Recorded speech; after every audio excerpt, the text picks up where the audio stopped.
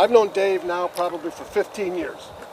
And what I've come to learn about Dave, not only was he a heck of a ball player, I mean, to play in the NFL, you got to be in the top 0.001%.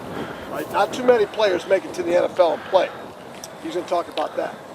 I've come to know him as a person, as a friend, as a father, as a husband, as a man in the community, a man who takes some time out of his busy life to do things like this. So he's a man who I would say fits the mold of a world-class leader. A world-class leader is someone who empowers, develops, leads with consistency of character, and has a solid foundation of his mortality. He knows what he believes and why around the possibility of life after death. He's looked at every imaginable conflict there is in life, because that's what leaders do, and he's worked them out. So I'd like to have you give him a big round of applause as he comes up and shares about his life. Dave, come on up. Thanks, Sam. Go get him, Tiger. Thanks. Okay. Oh, thanks, guys. Thanks for the warm welcome. One of the things that you'll have to endure during your football careers, you'll see is occasionally listening to ex-players, former players that are trying to impart some wisdom to you, give you a little nugget of their experience, and try to help you out that way. One of the problems with that is that a lot of us have had so many concussions in our career that we can't remember all that much. So if I black out a little bit, you hear about all the concussions, you understand. But no, I played in the NFL for 7 years. I had 6 years with the Browns. We have any Browns fans here? Any Browns fans? All right. Now, how about if you're not a Browns fan? All right, okay. I see. I like that. You have honor to raise your hand there in Brownstown, so that's a good thing. But yeah, played 5 years, and it was a great experience. And I just want to talk to you guys a little bit about playing football, things that are important. One of the things that's real important to me is my faith too. I mean, I think it's important to have good faith, and that helps you be a better teammate. One thing I want to talk about too is discipline.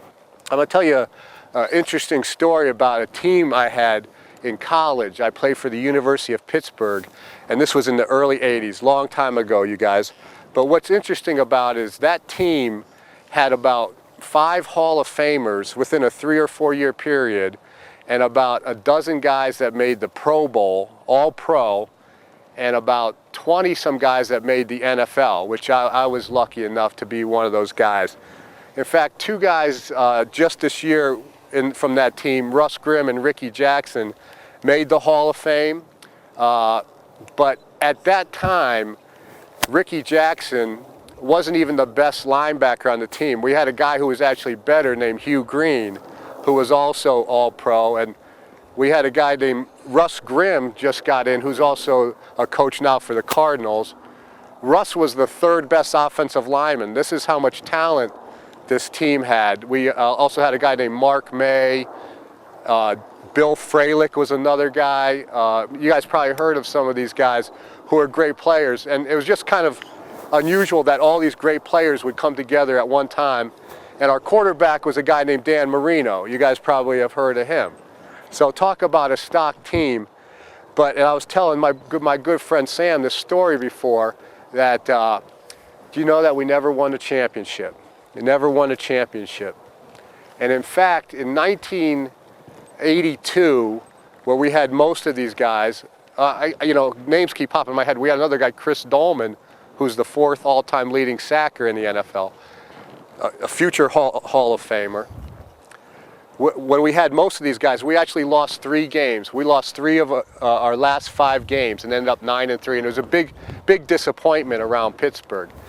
And the only reason I tell you guys that story, because that's a team, and you could look it up. You guys probably know how to do Google and everything. And actually, Bobby Bowden, the famous Florida State coach who just retired, he said it was the most talented team he had ever seen.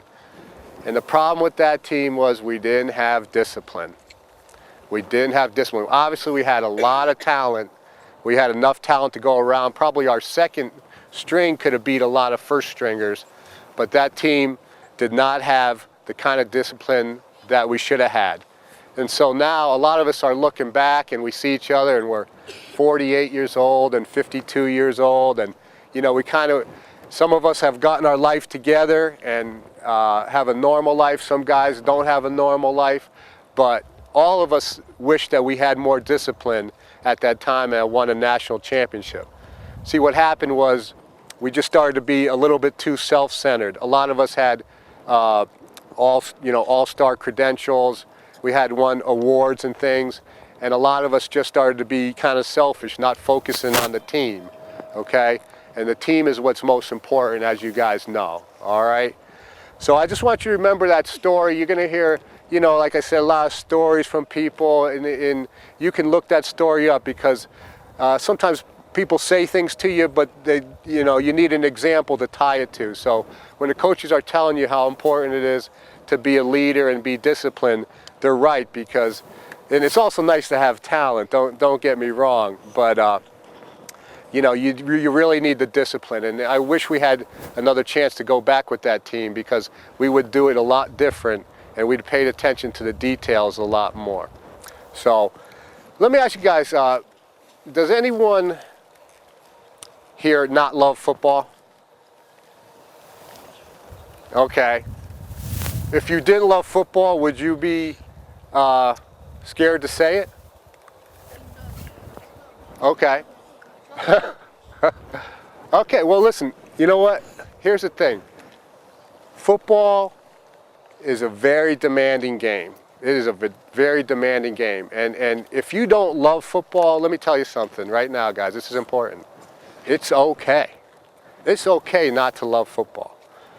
But if you really love football, then you're going to want to do the things that are asked and demanded of you, because it's a physically tough game. You guys already know, rolling around on the grass. I'm sure there's some times where you feel like, maybe practice isn't the best thing or as much fun as you thought it would. But if you still kind of love football deep down, you got to draw from that. And I'll tell you what, if you guys don't love football, trust me, it's okay. You can go on and you can still play football if you want, but it's probably not going to be something you're going to do long term. So I would just challenge you to ask yourself if you really love it. And if you love it, that's great, because it's going to ask a lot of you in the future, and it's going to pay great rewards though. It's a great game. It's the greatest game in our country right now, but it takes a lot to go in. You can't I guess my point is you can't casually play football, Like when I was a little kid, my dad, he told me that I used to just wait behind furniture and tackle people as they went by. Like my Aunt Susie, and Uncle Nick, and obviously my dad said, hey, I think this kid likes football. I think I should send him out for football. So that was a pretty obvious thing. But if you're not like that, that's okay. I'm just saying that in the future, if you really love football, then it's worth it. It really is worth it. But again, if you don't love it, it's okay too. I played with a guy in college, and the guy in college was about to quit, and he said, the only reason I play is because I'm big and I don't want my dad to be mad at me. And the guy was a college football player. So don't get there, okay? Decide if you really love the game. And then if you love the game, it's awesome, because now you can really hunker in. Now you can put it as a priority in your life, where you have to train hard. And you know what, guys, in the future, when you're lifting weights, you got to fall in love with lifting weights. Let me tell you that as an ex-NFL player, that lifting weights will be a big part of your life. And it's cool because you get to build muscles and stuff, and it's great, but I mean, it is a big part of your life, and you're going to have to love it. That's, again, like not something you can do casually.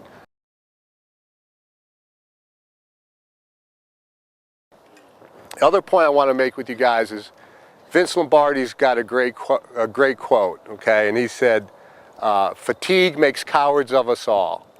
Does anyone know what that means? What's that saying mean? Fatigue makes cowards of us all.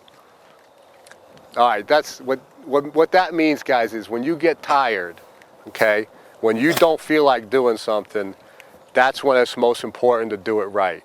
And that's why a lot of people who play football and learn these disciplines, they have success later in life, because they face through adversity, they face through tough times, and they learn how to focus. See, it's easy. We used to have this thing when we went to Brown's training camp every year. we'd come together as a defensive line and we'd say, we're going to get, set the sack record this year. We're going to cause X amount of fumbles and have this many tackles for losses, and we had all these great goals, and guys would be big from lifting all summer and ready to go.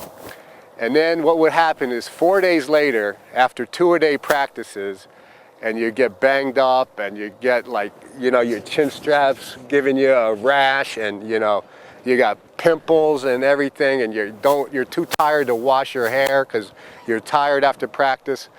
Then you go to the meeting, and a lot of guys aren't talking about the records they were going to set 4 days earlier. They're just thinking about surviving into the next day, okay? But that's okay. But you get through that. But you don't, in the tough times when you're tired, that's the time where you have a chance to become the best, because you discipline yourself to be that way. All right? We're going to wrap up pretty soon here. Want to do any questions or something? Can we do some questions? Okay. I just want to close with one more thing, guys, and this is, just kind of who I am. In my life, I have a leader, and my leader's name is Jesus Christ. He's God. He's God up above, and I think God is really cool. And I read my Bible, and I pray to God, and I love God. And God, his leadership example is all through the Bible. And anytime I need to understand a little bit more about leadership or being a friend to someone, I read the Bible. And what Jesus was a servant leader. He said, the question was posed to him, who's the best leader? Jesus said, the one who serves the best. So that for you guys, that would be the one who takes care of their teammates the best. The one who takes care of their brothers and sisters at home. Let me ask you guys a question. If you go to bed at night and you're laying in bed saying your prayers to God, and you had a game, you scored 4 touchdowns, but you were really rude to your little sister and made her cry, you think God's going to be happy with you? No. Good. Now conversely, what if you fumbled the ball 4 times and lost the game, but you were very nice and did some kind things for your family that day, and you were praying that night? You think God would be happy with you? Yes. Yes. You guys get it. I'm telling you, you'll hear a lot more after that, but if you get this point, you got it all, okay? Jesus is a great leader and a great example if you want someone to look up to.